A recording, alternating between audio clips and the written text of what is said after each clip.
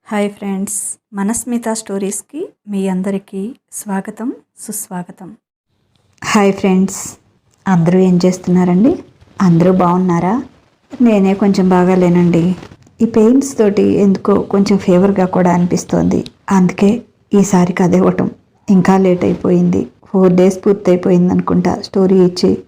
ఓపిక చేసుకుని చిన్నగా రాసి మొత్తానికైతే ఈ రోజుకి ఇస్తున్నాను. సరే, ఇక కథలోకి వెళ్దామా? ఈరోజు మనం చదువుకోబోయే కథ జ్వాల IAS. సుందరమ్మ సుబ్బారావు దంపతులకు 3 మగపిల్లల తర్వాత ఆడపిల్ల కలిగింది. చాలా సంతోషపడ్డారు. ఈ మధ్యనే కాలం చేసిన తన తల్లి మళ్ళీ తన కడుపున పుట్టిందని మురిసిపోయాడు సుబ్బారావు. తన తల్లి జాలమ్మ పేరుని కొంచెం మోడర్న్గా మార్చి జ్వాల అని పాపకి పేరు పెట్టారు. 3 మగపిల్లల తర్వాత పుట్టిన ఆడపిల్ల కనుక అందరూ అరిచేతుల్లో పెట్టుకొని పెంచారు జ్వాలని. దానికి తగినట్లుగానే పేరుకే జ్వాల, కానీ చాలా సున్నితంగా ఉండేది జ్వాల. ఆడపిల్ల ఇంటికి లక్ష్మి అని ఏ పనైనా జ్వాల చేత్తోనే చేపించేవారు. నిజంగానే జ్వాల పుట్టాక సుబ్బారావుకి బాగా కలిసి వచ్చింది. దానికి తోడు అప్పటికే 15 ఏళ్ళు వచ్చిన పెద్ద కొడుకు చదువుకోనని తండ్రికి వ్యవసాయంలో సహాయంగా ఉండేవాడు. దాంతో 10 ఎకరాలు కాస్త 25 ఎకరాలు అయ్యింది. చిన్న కొడుకులు ఇద్దరూ చదువుకుంటున్నారు. 5వ సంవత్సరం రాగానే జ్వాలని కూడా స్కూల్కి పంపించారు. జ్వాలకి స్నేహితులు కూడా చాలా తక్కువే. ఇంట్లో అన్నయ్యలు, తల్లి తండ్రే ఆమెకు స్నేహితులు. అన్నయ్యలు కూడా చెల్లిని అంత అపురూపంగా చూసుకునేవాళ్ళు. పెద్దన్నయ్యకి, 2వ అన్నయ్యకి పెళ్ళిళ్ళు కూడా అయిపోయాయి. వచ్చిన వదినలు కూడా జ్వాలని ప్రేమగా చూసుకునేవాళ్ళు. అందరి అభిమానాలతో అల్లారు ముద్దుగా పెరిగిన జ్వాల ఇంటర్ పూర్తి చేసి డిగ్రీలోకి వచ్చింది. దగ్గరి బంధువుల పెళ్ళి అని తల్లి వదినలతో పాటు జ్వాలని కూడా వదినలు చక్కగా రెడీ చేసి ఒంటి నిండా నగలు వేసి తీసుకుని వెళ్లారు. ఆ పెళ్లికి వచ్చిన పక్క ఊరి మోతుబరి రైతు కొడుకు రవిబాబు జ్వాలని చూడగానే ప్రేమలో పడ్డాడు. పెళ్ళంటూ చేసుకుంటే ఆ అమ్మాయినే చేసుకుంటాను అని భీష్మించుకొని కూర్చున్నాడు. అతని తల్లికి అక్కకి ఆ సంబంధం అస్సలు ఇష్టం లేదు. ఎందుకంటే వాళ్ళు 500 ఎకరాల ఆసాములు. ఆ పిల్లకి వాళ్ళేమిస్తారు? మహా అయితే 4 ఎకరాలు పెడతారేమో. కొడుక్కి పెద్ద పెద్ద సంబంధాలు వస్తున్నాయి. వీడేమో ఆ పిల్లనే చేసుకుంటానంటున్నాడు. చాలా నచ్చచెప్పి చూశారు రవిబాబుకి. అతను వినలేదు. సరే అయితే నేను ఇలాగే పెళ్లి లేకుండా ఉండిపోతాను, మీ ఇష్టం అన్నాడు.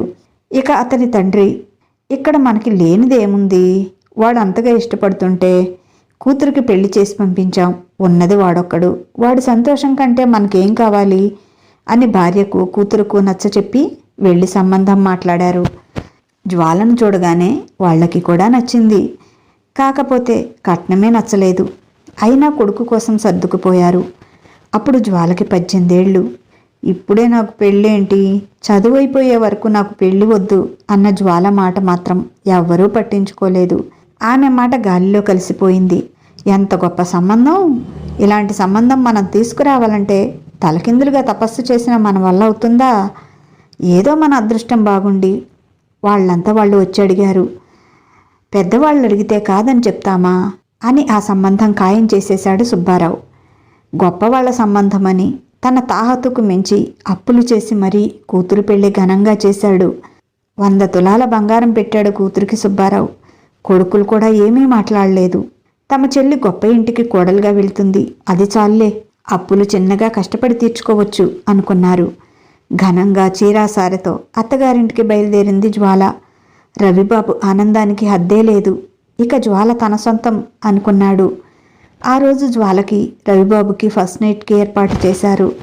పూలతో అందంగా అలంకరించిన గదిలోకి సిగ్గుపడుతూ పాల గ్లాస్తో అడుగుపెట్టింది జ్వాల. తలుపు దాకా వచ్చి గడిపెట్టి జ్వాల భుజం చుట్టూ చెయ్యి వేసుకొని తీసుకుని వెళ్ళి బెడ్ మీద కూర్చోబెట్టాడు. రవి చేతికి పాల గ్లాస్ ఇచ్చింది. తను తాగి మిగతావి జ్వాలతో తాగించి గ్లాస్ పక్కన పెట్టాడు. అతనికి ఎప్పుడెప్పుడు జ్వాల అందాన్ని తన సొంతం చేసుకోవాలా అని ఆరాటంగా ఉంది.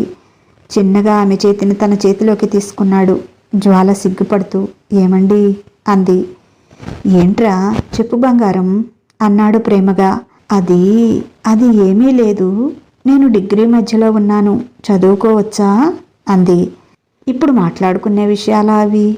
తర్వాత మాట్లాడుకుందాంలే, ఏదైనా స్వీట్ థింగ్స్ చెప్పొచ్చుగా అన్నాడు ఆమె చేతి మీద ముద్దు పెడుతూ. ఆమె ఒళ్ళు ఒక్కసారిగా జల్లుమంది అతని పెదవులు తగలగానే. నువ్వంటే నాకు ఎంత ఇష్టమో తెలుసా బంగారం? నిన్ను చూడగానే లవ్లో పడిపోయాను. ఇంట్లో వాళ్లతో పెద్ద యుద్ధమే చేశాను నిన్ను పెళ్లి చేసుకోవటం కోసం. వారం రోజులు భోజనం చేయలేదు. అప్పుడు దారికి వచ్చారు, పెళ్లికి ఒప్పుకున్నారు. నీకోసం అంత కష్టపడి నిన్ను నా దాన్ని చేసుకున్నాను. మరి నువ్వు నాకేం గిఫ్ట్ ఇస్తావు అన్నాడు. గిఫ్టా? గిఫ్ట్ నేనేమీ తేలేదు. ఏం కావాలి మీకు అంది అమాయకంగా. పిచ్చి ముద్దు, నువ్వేనే నాకు పెద్ద గిఫ్ట్.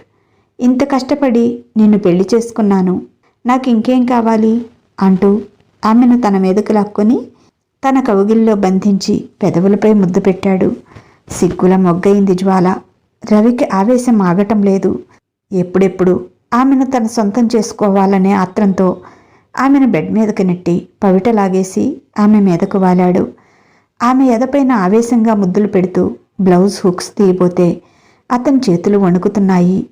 బ్లౌజులోంచి బయటకు పొంగి కనిపిస్తున్న ఆమె యథా అందాలను చూస్తుంటే అతనిలో ఒక్కసారిగా పొంగిన హార్మోన్స్ ఒత్తిడికి అతని గుండె తట్టుకోలేకపోయింది.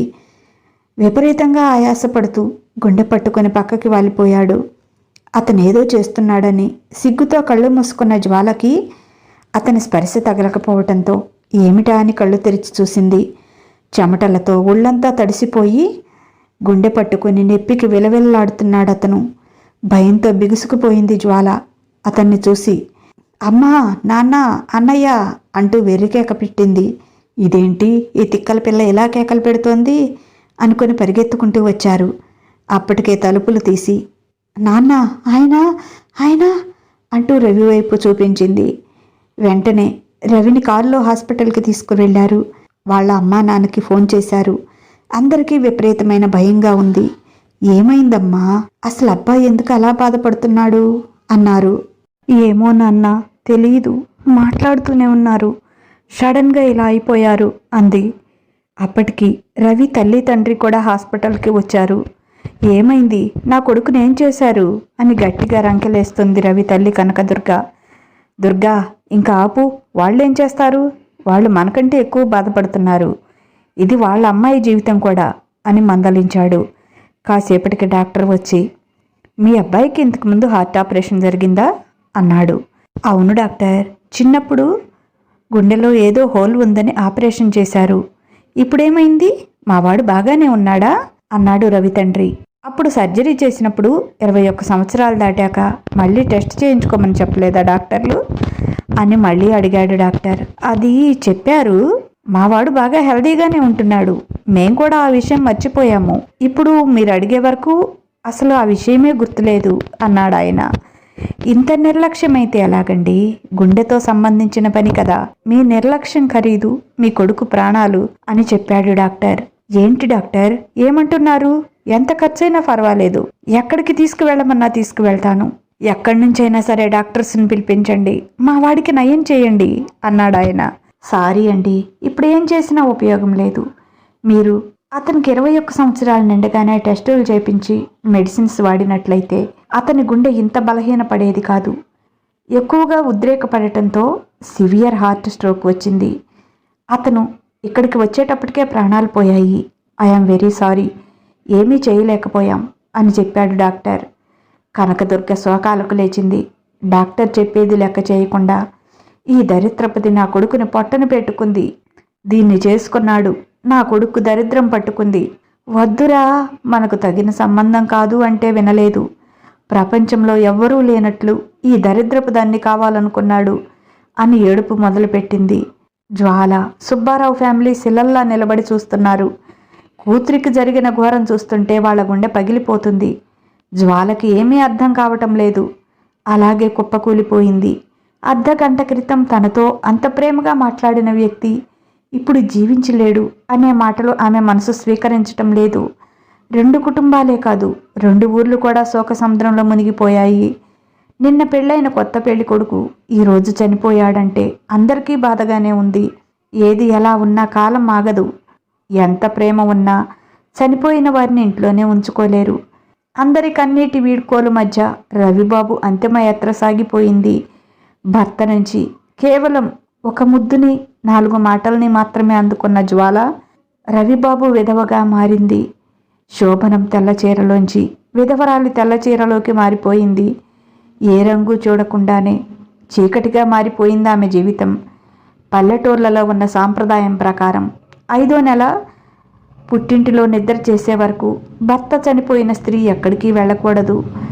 ఉన్న ఈ 4 నెలల్లో కనకదుర్గ తన కొడుకుని పొట్టన పెట్టుకున్న మహమ్మారి అని మాటలతో కొల్లపొడిచింది జ్వాలని.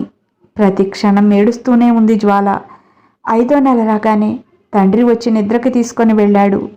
ఇక మీ అమ్మాయిని మీ ఇంట్లోనే ఉంచుకోండి, ఈ దరిద్రం మాకు అవసరం లేదు అని మొహమాటం లేకుండా చెప్పింది కనకదుర్గ. అదేంటమ్మా అంత దయ లేకుండా మాట్లాడతారు?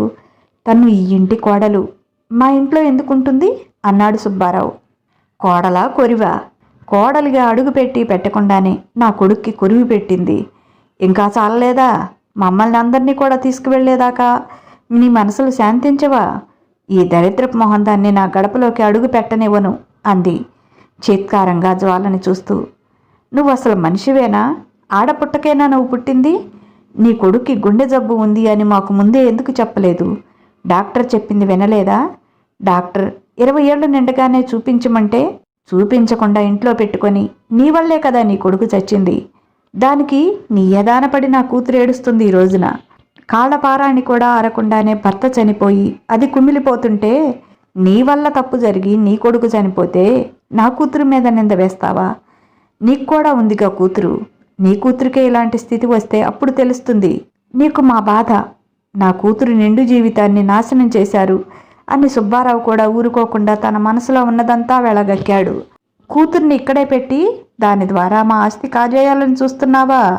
అమ్మో అమ్మో, ఏం తెలివితేటలు! నీ పప్పులు నేను ఉడకనివ్వను. నా బొందులో ప్రాణం ఉండగా నీకు 1 పైసా కూడా రాదు. ముందు నీ దరిద్రపు కూతుర్ని తీసుకుని బయటికి నడు, లేకపోతే చీపురు తిరగేసి కొడతాను నిన్ను నీ కూతుర్ని ఇద్దరిని అని పెద్దగా రంకెలేయసాగింది కనకదుర్గ. నాన్న రా వెళ్దాం అని ఏడుస్తోంది జ్వాల. కూతురు ఏడుపుకి ఆయన హృదయం ద్రవించిపోయింది. నీ కొడుకు జబ్బు ఉందని ముందే చెప్పకుండా నా కూతురు జీవితం కాలరాశారు. నా కూతురు ఉసురు నీకు తగలకుండా పోదు. మీరు నాశనం అయిపోతారు, మట్టి కొట్టుకుపోతారు అని తిడుతూ కూతుర్ని తీసుకుని వచ్చేశాడు సుబ్బారావు. ఇక అప్పటి నుంచి మొదలయ్యాయి జ్వాలకి కష్టాలు. 1-2 నెలలు ఆమెనెవరూ కదిలించలేదు. జ్వాల అలాగే మంచానికి అతుక్కుపోయి ఏడుస్తూ ఉంటుంది. 24 గంటలు. ఆమెకు తన జీవితం ఏమిటో అర్థం కాలేదు. ఇన్నాళ్ళు తనని అదృష్టదేవతగా పొగిడారు. సడన్గా ఎవరో తన జీవితంలోకి వచ్చారు. వచ్చినంత స్పీడ్గానే అతను దూరమయ్యాడు. అతనితో ఆమెకు ఎలాంటి అనుబంధం ఏర్పడలేదు. అతని మీద ప్రేమ, కోపం, ఎలాంటి ఫీలింగ్స్ లేవు ఆమెకు. కానీ తనకు సంబంధమే లేని విషయానికి తప్పంతా తనదే అన్నట్లు మాట్లాడుతున్నారు. బయట మొహం చూడకూడదంటున్నారు. మొదట్లో తన కోసం బాధపడ్డారు. తర్వాత తన మొహం చూడటమే ఏదో పాపం అన్నట్లు చేస్తున్నారు. తల్లి తండ్రి దిగులు పడి మంచం పట్టారు.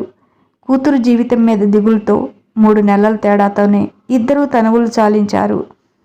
నిజంగా ఇప్పుడు పిచ్చిదైపోయింది జ్వాల. ఏడ్చి ఆమె కన్నీరు కూడా ఇంకిపోయింది. కాలం ఎవరి కోసం ఆగకుండా పరుగులు తీస్తూనే ఉంది. 6 నెలలు గడిచిపోయాయి. రాత్రంతా తల్లి తండ్రిని గుర్తు చేసుకుని తన జీవితం ఏంటో అర్థం కాక ఏడ్చి తెల్లవారుజామున ఎప్పుడుకో కునుకు పట్టింది. వదిన మగ్గు నీళ్లు తెచ్చి మొహాన కొట్టి మహారాణిలాగా 10 గంటల దాకా పడుకుంటే నీకు వండి వార్చడానికి ఇక్కడ నీ కింద చేసే పని మనుషులెవరూ లేరు. రేపటి నుంచి పనమ్మాయిని కూడా రావద్దన్నాను. నీ మొదనష్టపు పెళ్లి కోసం చేసిన అప్పులు తీర్చాలంటే మాకు ఎన్ని సంవత్సరాలు పడుతుందో అంది పెద్ద వదిన. వదిన ఎప్పుడూ అలా మాట్లాడలేదు. ఈ మధ్య విసుక్కుంటుంది, కోప్పడుతుంది, కానీ ఇంత దారుణంగా ఎప్పుడూ మాట్లాడలేదు. వీస్తుపోయి అలాగే చూస్తున్న జ్వాలతో, లేవ్వమ్మ మహారాణి, లేచి దొడ్లో బావి దగ్గర అంట్లు బట్టలు ఉన్నాయి, లేచి వాటి పని చూడు అని ఎక్కడ తగులుకుందో మాకు ఈ దరిద్రం. ఉన్నదంతా ఊడ్చిపెట్టింది, అయినా మళ్ళీ మాయదానే పడింది అని తిట్టుకుంటూ వెళ్ళిపోయింది. జ్వాల కన్నీళ్లు తుడుచుకుంటూ పెరట్లోకి వెళ్ళి అక్కడ ఉన్న బండెడంట్లు చూసి గుండె ఆగిపోయింది. ఇంతవరకు ఎప్పుడూ పనిచేయటం అలవాటు లేదు. ఇంట్లో ఎప్పుడూ పని మనుషులు ఉంటారు. వంట పని అది చేయాలంటే వదినలు, అమ్మే చేసేవాళ్ళు. తననెప్పుడూ పని చేయనివ్వలేదు అమ్మ. అలాగే బావిగట్టున కూర్చొని ఆ అంట్లు మొత్తం కడిగేటప్పటికి 2 గంటలు పట్టింది. అసలే అలవాటు లేని పని. చేతులు మంట పుడుతున్నాయి. అలాగే బట్టలన్నీ ఉతికేసేటప్పటికి 1 గంట అయ్యింది. నిన్న ఉదయం తిన్న 2 ముద్దలే. రాత్రి కూడా ఏమీ తినలేదు. ఏడుస్తూ అలాగే పడుకుంది. కళ్ళు తిరుగుతున్నాయి. జ్వాల ఇంట్లోకి వచ్చేటప్పటికి అప్పుడే అందరూ తిని వెళ్ళిపోతున్నారు. కనీసం అన్నయ్యలు కూడా తన్ను పిలవలేదు తినటానికి అనుకుంది. చిన్న వదిన జ్వాలను చూసి, అయ్యిందా అక్కడ పని? సరే, తిండి తిని ఇవన్నీ శుభ్రం చెయ్యి. అలాగే వంటగది కూడా శుభ్రం చేసి పప్పులు నానబెట్టు, రేపు ఉదయం టిఫిన్కి అంది. అందరూ గెలికినవి. అడుగున కొంచెం కొంచెం ఉన్నాయి. ఈరోజు కూరలు బాగున్నాయని కొంచెం ఎక్కువ తిన్నారులే మీ అన్నయ్యలు, సర్దుకో ఎలాగో అని అక్కడి నుంచి వెళ్ళిపోయింది చిన్న వదిన. మామూలుగా అయితే అవి నోట్లో కూడా పెట్టుకునేది కాదు. ఆకలికి ఆగలేక అదే గబగబా తినేసింది. తొలిసారి ఆకలి బాధ ఎలా ఉంటుందో తెలిసింది జ్వాలకి. పని మనిషి ఓ 10 రోజులు రానంది. ఉదయం ఎవరూ లేవకముందే లేచి బయట ఊడ్చి ముగ్గు పెట్టు, తర్వాత ఇంట్లో పని చూసుకో, వంట పని మేం చూసుకుంటాంలే, అందరూ చేసుకుంటేనేగా ఇంట్లో పనులయ్యేది అన్నారు. సరే వదినా అంది. అలవాటు లేకపోయినా వేకువజామున 4:30కే అలారం పెట్టుకొని మరీ లేచి బయట ఊడ్చి కళ్ళాపు చల్లి ముగ్గు పెట్టి లోపలికి వస్తుంటే అప్పుడే రెండో అన్నయ్య బయటికి వస్తూ ఎదురుగా వస్తున్న జ్వాలని చూసి మొహం తిప్పుకున్నాడు. ఇంత పొద్దున్నే నిన్ను బయటికి రమ్మని ఎవరు చెప్పారు అని విసుక్కుంటూ లోపలికి వెళ్ళి కాళ్ళు కడుక్కొని మంచినీళ్లు తాగి బయటికి వెళ్ళాడు. ఆ చర్యకి పూర్తిగా కృంగిపోయింది జ్వాల. మొన్నటి వరకు తను ఎదురు రానిదే ఎక్కడికి వెళ్ళేవాడు కాదు. తను ఇంట్లో లేకపోతే తను వచ్చే వరకు ఆగి మరీ తనని ఎదురు రమ్మని బయటకు వెళ్ళేవాడు. అలాంటిది ఈరోజు తను ఎదురు వచ్చానని ఇంట్లోకి వెళ్ళి కాళ్ళు కడుక్కొని వస్తుంటే ఆమె మనసు పూర్తిగా చచ్చిపోయింది. తెల్లవారి పెద్ద వదిన క్లాస్ తీసుకుంది. తగుదునమ్మా అని పొద్దున్నే నీ మొహం బయట చూపించకపోతే ఏం పోయింది? ఊళ్ళో వాళ్ళు మమ్మల్ని తిట్టుకోమనా? నువ్వేమైనా నిండు ముత్తైదు అనుకుంటున్నావా అంది మొహం చిట్లించుకొని. ముగ్గు వేయమని చెప్పారుగా వదిన, నేను 4:30కే లేచాను అంది సంజాయిషి ఇస్తున్నట్లుగా, వస్తున్న ఏడుపుని దిగమింగుకుంటూ. నిన్న లేవకపోతే అలా అన్నారు, ఈరోజు లేచి పనిచేస్తుంటే ఇలా అంటున్నారు అనుకొని ఏడ్చుకుంది. ఆమె ఏం చేసినా తప్పే అవుతుంది ఇంట్లో వాళ్ళకి. ఆమె మొహం చూడటమే పాపం అన్నట్లు చేస్తున్నారు. మరి ఇంటడి చాకరీ చేపించుకొని ఓ ముద్ద పెట్టడానికి చచ్చిపోతున్నారు. ఆ టార్చర్ కాక తన వల్లే వాళ్ళు అప్పులు పాలైనట్లు. అయినా కూడా మళ్ళీ మాయదానే పడ్డావు. ఈ దరిద్రం మనం జీవితాంతం మోయక తప్పదేమో అంటూ ఒకటే దిప్పి పొడుస్తున్నారు. పనులతో శరీరానికి కష్టం కలుగుతుంటే మాటలతో మనసుకు కష్టం కలిగిస్తున్నారు. ఒకరోజు ధైర్యం చేసి పెద్దన్నయ్యని అడిగింది, అన్నయ్య నా చదువు కంటిన్యూ చేస్తాను అని. ఇప్పుడు నువ్వు చదివి ఉద్ధరించాల్సింది ఏమీ లేదులే. మీ వదినల కింద ఆ పని ఈ పని చేసుకుంటూ ఉండు చాలు. ఇప్పటికి నీ వల్ల అయిన నష్టాలు చాలు అన్నాడు అన్నయ్య. తనని ఎంతో ప్రేమగా చూసుకునే పెద్దన్నయ్య కూడా అలా అనటంతో ఆమెకు జీవితం మీద విరక్తి ఏర్పడింది. ఇంతమందితో ఇన్ని మాటలు పడుతూ వాళ్లకు బరువుగా ఉండటం అవసరమా అనుకుని ఓ నిర్ణయానికి వచ్చి ఉదయమే లేచి ఎవరికీ చెప్పకుండా ఇంట్లోంచి బయటికి వెళ్ళింది. అలా ఆలోచిస్తూ నడుస్తూ ఉంది. ఎంతసేపు నడిచిందో తెలియలేదు. కాళ్ళు లాగుతుంటే చుట్టూ చూసింది. తను ఎప్పుడో 4 గంటలకు ఇంట్లోంచి బయటికి వస్తే ఇప్పుడు తెల్లవారి 8 అవుతోంది. తను సిటీలోకి వచ్చింది. దగ్గరలో ఏదో గుడి గంటలు వినిపిస్తుంటే అక్కడికి వెళ్ళింది. కుళాయి దగ్గర కాళ్ళు చేతులు మొహం కడుక్కొని వెళ్ళి దేవుడికి దండం పెట్టుకుని వచ్చి బయట కూర్చుంది. గుడిలోకి వచ్చిన వాళ్ళు ఎవరో ప్రసాదం పెట్టారు. తినేసి అక్కడే ఓ పక్కగా పడుకుంది. ఏం చేయాలి ఆమెకు అర్థం కావటం లేదు. తన దగ్గర రూపాయి కూడా లేదు. ఎలా బ్రతకాలి? చావాలంటే ధైర్యం చాలడం లేదు. మరేం చేయాలి? లేదు, ఈ రాత్రికి ఎలాగైనా చచ్చిపోవాలి. వదినల మాటలు అన్నల ప్రవర్తన తలుచుకుంటే చావటానికి అదే ధైర్యం వస్తుంది. అయినా తనేం తప్పు చేసిందని వాళ్ళు అలా ప్రవర్తిస్తున్నారు? నేనేమైనా నాకు పెళ్లి చేయమని ఏడ్చానా? అది కూడా అంత గొప్ప సంబంధం తీసుకురమ్మని చెప్పానా? సంబంధం వాళ్లే చూశారు. నా ఇష్టం కూడా కనుక్కోలేదు. అక్కడికి చదువు పూర్తయ్యాక పెళ్లి చేసుకుంటానన్నా వినలేదు. అంత గొప్ప వాళ్ళకి వియ్యంకులమని చెప్పుకున్నా చాలు. నలుగురిలో ఎంత గొప్పగా ఉంటుంది. ఇలాంటి సంబంధం మళ్ళీ మళ్ళీ రాదని హడావుడిగా అప్పు చేసి మరీ పెళ్లి చేశారు. అసలు అతని గురించి ఏమీ తెలుసుకోలేదు. అతను మంచివాడో చెడ్డవాడో కూడా తెలియదు.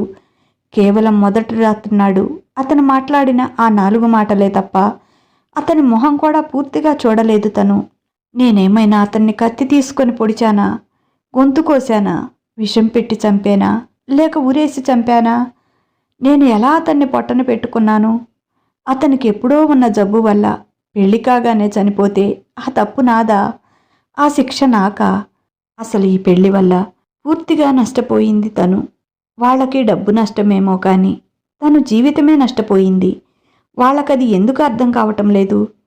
నన్నే ఎందుకు ఇంతలా నిందిస్తున్నారు? అత్తగారింట్లో ఉన్నప్పుడు అంతే.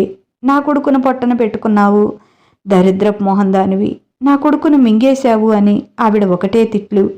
నిజానికి అతని అనారోగ్యాన్ని నిర్లక్ష్యం చేసి కొడుకుని చేతులారా బలి తీసుకుంది ఆమె. కానీ తెలివిగా నిందని నా మీద వేస్తుంది. అక్కడే ఉంటే ఆస్తిలో నాకు ఎక్కడ భాగం ఇవ్వాల్సి వస్తుందోనని తల్లి కూతురు ఎలాగైనా తనని పంపించాలని అనరాని మాటలు అని చిత్రహింసలు పెట్టి తనని పుట్టింటికి పంపించారు. ఇక్కడ కూడా దాదాపుగా అదే పరిస్థితి. నా జీవితం ఇలా అయిందనే దిగులతో అమ్మా నాన్న కూడా నాకు తోడు లేకుండా వెళ్ళిపోయారు. అన్నలు వదినలు తనని ఒక పురుగు కంటే హీనంగా చూస్తున్నారు. వాళ్ళకిప్పుడు నేను అడ్డమైపోయాను. పరోక్షంగా నన్ను చావమని చాలాసార్లు మాట్లాడుతున్నారు. నా తప్పు ఏదీ లేకుండానే నాకు జీవిత ఖైదు వేశారు. అవును, నాలాంటిది బ్రతికి ఉండి ఏం ప్రయోజనం? అందరికీ ఊడిగం చేస్తూ వాళ్లతో తిట్లు తింటూ ఇది ఒక బ్రతికేనా? ఆ బ్రతుకు బ్రతికితే ఏం, చస్తే ఏం? అవును, తనలాంటిది బ్రతకకూడదు. ఈ భూమి మీద ఉండి అందరికీ భారంగా ఉండకూడదు అనుకుంది. అదే ఆలోచిస్తూ గుడిలోంచి రోడ్డు మీదకి వచ్చింది. గుడెదురుగా రోడ్డుకి అవతలి వైపున స్కూటీ పార్కు చేసి గుడిలోకి వస్తూ ఉంది ఒక మధ్య వయసు స్త్రీ. చెవుల్లో ఇయర్ ఫోన్స్ పెట్టుకుని ఎవరితోనో ఫోన్లో మాట్లాడుతుంది. ఎదురుగా వస్తున్న లారీని గుర్తించలేదు. మరి లారీ కావాలనే వచ్చిందో కంట్రోల్ కాక వచ్చిందో కానీ ఆమె మీదకి దూసుకొస్తోంది. అది చూసిన జ్వాల పరిగెత్తుకుంటూ వెళ్ళి ఆమెను పక్కకు లాగింది. ఇద్దరూ వెళ్ళి రోడ్డు పక్కన పడ్డారు. ఆ లాగటంలో జ్వాల కింద పడింది. తన మీద ఆ పెద్దావిడ పడిపోయింది. ఇద్దరికీ దెబ్బలు తగిలాయి. ఆమెకు తక్కువే తగిలాయి, జ్వాలకే ఎక్కువగా తగిలాయి. తల రోడ్డుకు కొట్టుకోవటంతో రోడ్డంతా రక్తంతో నిండిపోయింది. ఆవిడకి భయమేసి వెంటనే ఎవరికో ఫోన్ చేసింది. 10 నిమిషాల్లోనే అక్కడికి అంబులెన్స్ వచ్చింది. వాళ్ళిద్దరినీ తీసుకుని అంబులెన్స్ వెళ్ళిపోయింది. జ్వాల కళ్ళు తెరిచేటప్పటికి హాస్పిటల్లో బెడ్ మీద ఉంది. ఒంటి నిండా కట్లు ఉన్నాయి. తలంతా సూదులతో పొడిచినట్టు విపరీతంగా నొప్పిగా ఉంది. అతి కష్టంగా కళ్ళు తెరిచింది.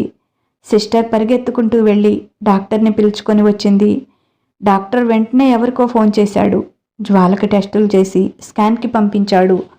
జ్వాలని రూమ్లోకి తీసుకువచ్చేటప్పటికి రూమ్లో ఎవరో నడివయసు దాటిన స్త్రీ, ఆమెతో పాటు పోలీస్ ఆఫీసర్ ఉన్నారు. పోలీసుని చూడగానే సహజంగానే భయంగా అనిపించింది జ్వాలకి. ఎలా ఉందమ్మా ఇప్పుడు అని అడిగింది ఆవిడ. బాగానే ఉంది అన్నట్లు తల ఊపింది. ఆవిడ ఎవరో అర్థం కాలేదు జ్వాలకి. థ్యాంక్స్ అండి, మా అమ్మని కాపాడారు. ఏమిచ్చినా మీ రుణం తీర్చుకోలేము అన్నాడు పోలీస్ ఆఫీసర్ జ్వాల బెడ్ పక్కన చైర్లో కూర్చుంటూ. అర్థం కానట్టు అయోమయంగా చూసింది జ్వాల. ఏంటమ్మాయి, అర్థం కాలేదా? మొన్న గుడి దగ్గర నువ్వు నన్ను లారీ ప్రమాదం నుంచి కాపాడావు, గుర్తుందా అని అడిగింది. అది గుర్తు తెచ్చుకుంటూ ఆ అని చిన్నగా తల ఊపింది. అది మీరేనా? మీకేమీ దెబ్బలు తగలలేదుగా, బాగానే ఉన్నారుగా అంది. ఆమె గొంతు ఎక్కడో నూతిలోంచి వస్తున్నట్లుంది. నేను బాగానే ఉన్నానమ్మాయి. పాపం నన్ను కాపాడబోయి నువ్వే ఇన్ని దెబ్బలు తగిలించుకున్నావు. చాలా ప్రమాదంలో పడ్డావు. తలకి బలమైన దెబ్బ తగిలింది. చాలా రక్తం పోయిందని డాక్టర్స్ 24 గంటల వరకు నమ్మకం చెప్పలేదు. అయ్యో, నాలాంటి ముసలి దానికోసం ఈ చిన్నపిల్ల ప్రాణాల మీదకి తెచ్చుకుందే అని నేను చాలా బాధపడ్డాను. అన్ని గుళ్లలో పూజలు అభిషేకాలు చేపించాను నీకేమీ కాకూడదని. చివరికి ఆ దేవుడు నా మొర ఆలకించాడు, నిన్ను బ్రతికించాడు అని ఆవిడ చెప్పుకుంటూ పోతుంటే నా మొర మాత్రం ఆలకించలేదు. అప్పుడే నన్ను తీసుకుపోయి ఉంటే మళ్ళీ ఆత్మహత్య చేసుకోవడం కోసం నేను కష్టపడే పని ఉండేది కాదు అనుకుంది జ్వాల. డాక్టర్ వచ్చి, మరీ ఎక్కువగా మాట్లాడించకండి, తనకి ఫుల్గా రెస్ట్ ఇవ్వాలి, నిద్రపోవడానికి ఇంజెక్షన్ ఇస్తాను, లేకపోతే పెయిన్ తట్టుకోవడం కష్టంగా ఉంటుంది అని చెప్పాడు డాక్టర్. సరే డాక్టర్, థ్యాంక్ యూ డాక్టర్, ఆమెను బ్రతికించారు అని డాక్టర్కి కృతజ్ఞతలు తెలిపాడు పోలీస్ ఆఫీసర్. అయ్యో సార్, ఇది నా డ్యూటీ అన్నాడు డాక్టర్. నేను ఆ అమ్మాయితో 2 మాటలు మాట్లాడతాను, తన అడ్రస్ తెలుసుకున్నాక మీరు ఇంజెక్షన్ ఇద్దరు, 1 మినిట్ ఆగండి అని. మీ పేరేంటండి అని అడిగాడు. జ్వాల అని చెప్పింది చిన్నగా. ఓకే, మీ వాళ్ళు ఎవరో చెప్తే కబురు చేస్తాను, ఫోన్ నెంబర్ ఉంటే ఇవ్వండి, నేనే ఫోన్ చేసి చెప్తాను అన్నాడు. జ్వాల కాసేపు మౌనంగా ఉండి, నాకెవరూ లేరండి, నేను అనాథని, మా అమ్మా నాన్న ఈ మధ్య చనిపోయారు, ఇక నాకంటూ ఎవరూ లేరు అని చెప్పింది. ఓ, ఐఆమ్ వెరీ సారీ మిస్ జ్వాల, అనవసరంగా మిమ్మల్ని బాధ పెట్టినట్లున్నాను. ఓకే, మా అమ్మని కాపాడని మీరు నాకు దేవతతో సమానం, ఈ లోకంలో నాకు అమ్మ తప్ప ఎవరూ లేరు. థ్యాంక్ యూ వెరీ మచ్ జ్వాల, మీరు రెస్ట్ తీసుకోండి, నేను మళ్ళీ వస్తాను అని చెప్పి అతనికి ఫోన్ రావడంతో వెళ్ళిపోయాడు. డాక్టర్, నేను ఇక్కడే ఉండి ఈ అమ్మాయిని చూసుకుంటాను అని చెప్పింది ఆ పెద్దావిడ భారతి గారు. ఓకేమా, అలాగే ఇక్కడే ఉండు, అవసరమైనవన్నీ నేను పంపిస్తాను, ఇంకా ఏమైనా కావాలంటే ఫోన్ చేయి, మన కృష్ణని ఇక్కడికి రమ్మని చెప్తాను, నీతో పాటు ఉంచుకో, బయట ఏమైనా కావాలంటే తెచ్చిస్తాడు, నేను మళ్ళీ వస్తాను అని చెప్పి పోలీస్ ఆఫీసర్ వెళ్ళిపోయాడు. డాక్టర్ జ్వాలకి నిద్రపోవడానికి ఇంజెక్షన్ ఇచ్చి వెళ్ళిపోయాడు. ఆ అబ్బాయి నా కొడుకు తల్లి, వాడి పేరు పవన్, వాడు ఐపీఎస్ చేశాడు, సిఐగా చేస్తున్నాడు అని తన కొడుకు గురించి వివరాలు చెప్తూ ఉంది. ఆ మాటలు వింటూ నిద్రలోకి జారుకుంది జ్వాల. 10 రోజుల తర్వాత కొన్ని జాగ్రత్తలు చెప్పి జ్వాలని డిశ్చార్జ్ చేసి ఇంటికి తీసుకువెళ్ళమన్నాడు డాక్టర్. జ్వాలని తమతో పాటు వాళ్ళ ఇంటికే తీసుకువెళ్లారు భారతి, పవన్. జ్వాలకి పూర్తిగా తగ్గి మామూలుగా అయ్యే వరకు హాస్పిటల్ చుట్టూ తిప్పాల్సి వచ్చింది. తనకి దెబ్బ తగలటంతో బాగా తలనొప్పి వస్తుంది అని ఏడ్చేది. తలలో నరాలు దెబ్బతిన్నాయని వాటికి ట్రీట్మెంట్ చేయడం కోసం టైం పట్టింది. 3 నెలలకు ఆమె చాలా వరకు నార్మల్కు వచ్చింది. భారతి కన్న తల్లిలా చూసుకుంటుంది జ్వాలని. తన తల్లే ఆ రూపంలో మళ్ళీ వచ్చింది అనిపించింది జ్వాలకి. ఆమెకు బాగా చేరువయ్యింది. పవన్ ఎక్కువగా ఇంట్లో ఉండేవాడు కాదు. ఎప్పుడూ డ్యూటీ అని ఉదయం వెళ్తే రాత్రి ఎప్పుడో వస్తాడు. ఒక్కోసారి అర్ధరాత్రి లేచి వెళ్తాడు. పోలీస్ డ్యూటీ ఎంతైనా టఫ్ అనుకుంది జ్వాల. ఆ మాటే జ్వాల అంటే, కానీ అది నా ఫ్యాషన్, చిన్నప్పటి నుంచి నా కళ అంటాడు పవన్. జ్వాలకి పూర్తిగా తగ్గాక, జ్వాల, ఇంతకుముందు మీరేం చేసేవారు, మీ దేవురు అని వివరాలు అడిగాడు. జ్వాల ఏదీ దాయాలనుకోలేదు. అతను పోలీస్ ఆఫీసర్, ఎలాగైనా తన గురించి తెలుసుకోగలడు. అందుకే తన కథ మొత్తం చెప్పింది.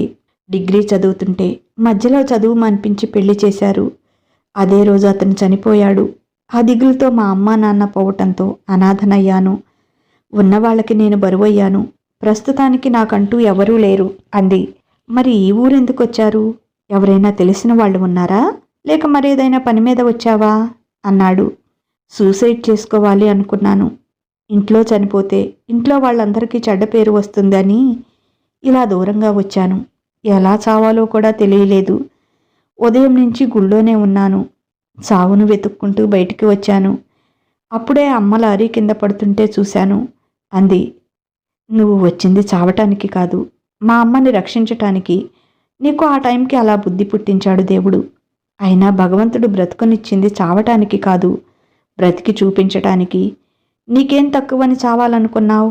ఎవరో ఏదో అంటే దానికోసం నీ విలువైన జీవితాన్ని ముగిస్తావా? నువ్వు ఉన్నతమైన స్థానంలో నిలబడి నీ వాళ్ళందరికీ నువ్వేంటో నిరూపించు. ఈరోజు నిన్ను తక్కువగా చూసిన వాళ్ళు రేపు నీ కాళ్ళ దగ్గరికి వస్తారు. బ్రతుకుని అలా మలుచుకోవాలి, అంతేకాని ప్రతిదానికి చావు పరిష్కారం కాదు. నీకు మేమున్నాము, నువ్వేం చేయాలనుకుంటావో అది చెయ్యి, నిన్ను నువ్వు నిరూపించుకో అన్నాడు పవన్. చెప్పటం తేలిక పవన్ గారు, అనుభవించిన వాళ్ళకే బాధలో ఉన్న నొప్పి తెలుస్తుంది అంది బాధగా జ్వాల. నేను కూడా అలాంటి బాధలు పడే ఈ స్థాయికి వచ్చాను జ్వాల. మా అమ్మా నాన్నది కూడా లవ్ మ్యారేజ్. మతాంతర వివాహం. అటు ఇటు పెద్దవాళ్ళెవరూ వాళ్ళని దగ్గరికి రానియలేదు. వాళ్ళని వెలివేసినట్లు చూశారు. అమ్మా నాన్న వాటికి భయపడలేదు. ధైర్యంగా వాళ్ళకి బ్రతికి చూపించారు. తక్కువ కులం వాడిని పెళ్లి చేసుకుంది అని కక్ష కట్టి అమ్మ వాళ్ళ బంధువులు నాన్నని చంపేశారు. అప్పుడు అమ్మ 4 నెలల పసివాడిగా ఉన్న నన్ను తీసుకొని వాళ్ళ నుంచి చాలా దూరంగా వచ్చింది.